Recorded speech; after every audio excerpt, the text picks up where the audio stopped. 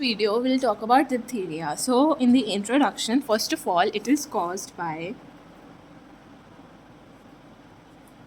Corynebacterium diphtheria. Now, it is basically characterized by local exudative inflammation of upper respiratory tract,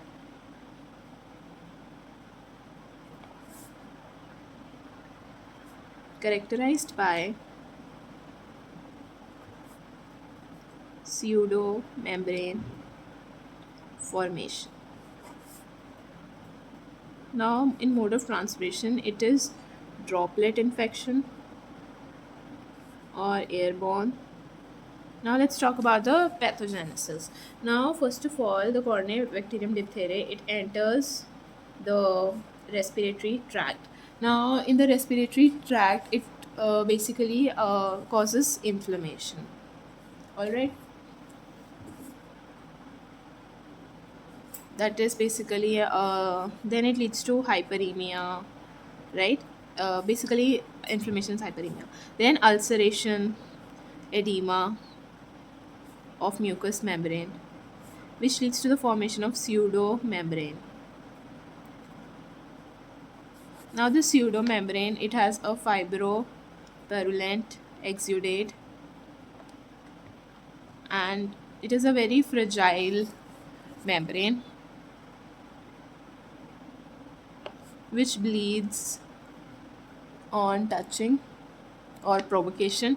Now what happens is it also releases some endotoxins, also exotoxins. So in these exotoxins, they go to the heart, the kidneys, and they produce systemic manifestations.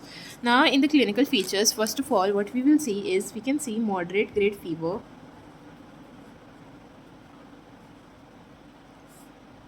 then greenish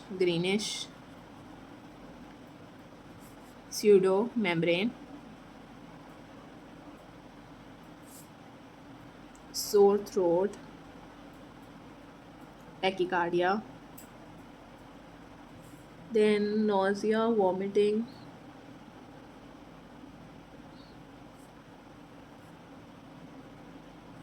swelling in neck,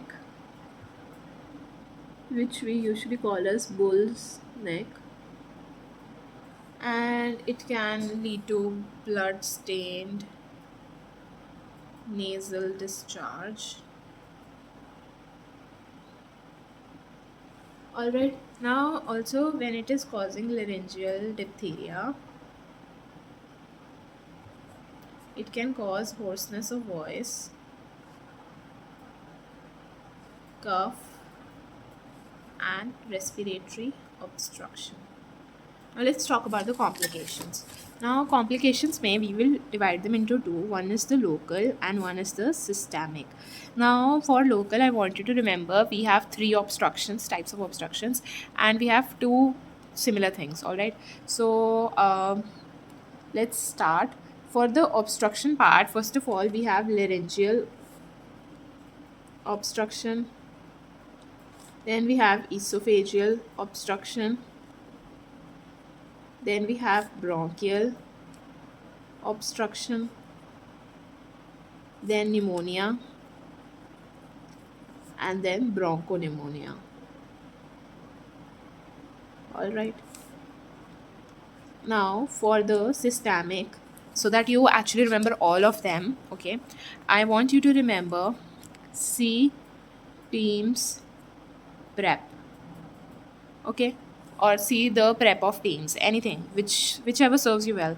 All right. Or you can remember like C as in C, the C, but in the form of C the preps of teams.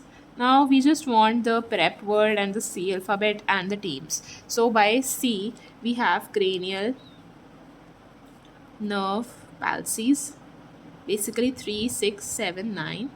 Then by P we have the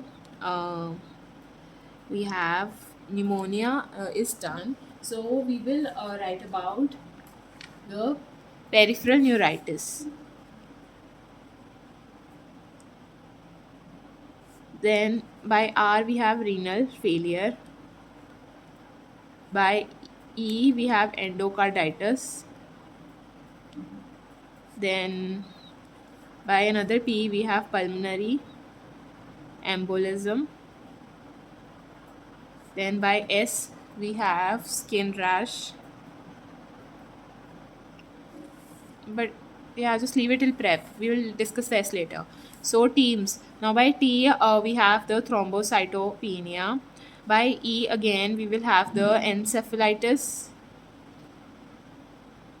Then A of teams we will have acute circulatory failure. By M we have myocarditis. Now S skin rash. All right. C the prep of teams. Okay, I hope you understood the point, and it is definitely easier for you to now remember all of them and recollect them. So in the diagnosis, first of all, it can be based on the culture. Okay. Also, it can be based on the presentation also, like if you see the pseudomembrane and the manifestations. Now in culture, if you remember microbiology well, and you can also mention it here. Do you remember that they used to be Chinese letter pattern, right? So you can talk about that here as well. So all of this, just add the antigen antibody reaction, the PCR, any of the investigation that is very self-explanatory, I would say. Now in the treatment part, so what we give is anti-diphtheric toxin. First of all, it is given intramuscular. We give half of it for a test dose, so that we see that there is hypersensitivity reaction or there is not. Now in severely ill patients, it is given in the dosage of 20,000 to 1 lakh. Okay. Also, what I want to tell you is you give antibiotic prophylaxis as well, in which you give penicillin G in 6 lakh units. Then amoxicillin 500 milligrams 8 hourly. And if they are allergic to penicillin, then we give them erythromycin, vancomycin, rifampicin, azithromycin. Okay. Also, the people who have come in contact, they are given erythromycin